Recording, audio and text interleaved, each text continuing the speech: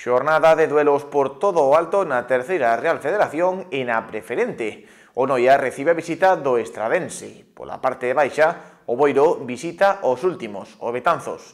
Unha división máis abaixo, o Cidade de Ribeira medirase o Negreira. A terceira Real Federación vivirá unha xornada que pode ser fundamental para os equipos da comarca. Na parte alta, o Noia recibirá a un dos mellores equipos da categoría, o Estradense. Os de Iván Carril chegan cunha xeira de 4 partidos invictos e coa necesidade de 3 puntos fundamentais para non perder forza na loita pola fase de ascenso. Os seus rivais do domingo son agora un dos favoritos a disputar este playoff. Cuartos clasificados con 44 puntos distan moito da cabeza, pero seguen aspirando a escalar posicións.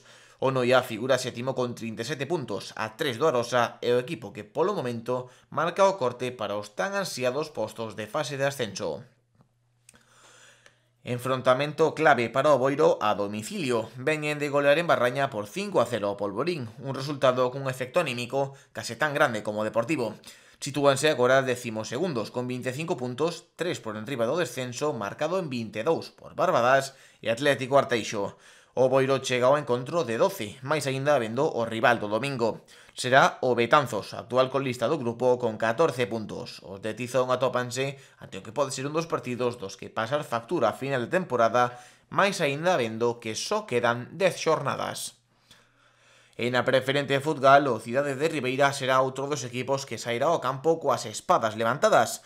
Son cuartos clasificados con 42 puntos e a derrota ante o Lemos o pasado domingo afasta os do podium para xumerxilos de cheo na loita pola cuarta e a quinta posición.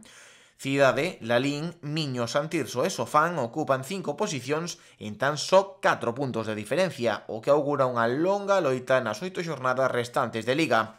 O rival dos ribeirenses esta semana é o Negreira, un dos conxuntos máis temidos da Liga, que con 49 puntos ocupa a segunda posición. Veñen de caer ante o Val, equipo en descenso, polo que de seguro buscarán lamer as feridas ante os de Manuel Ángel Pena.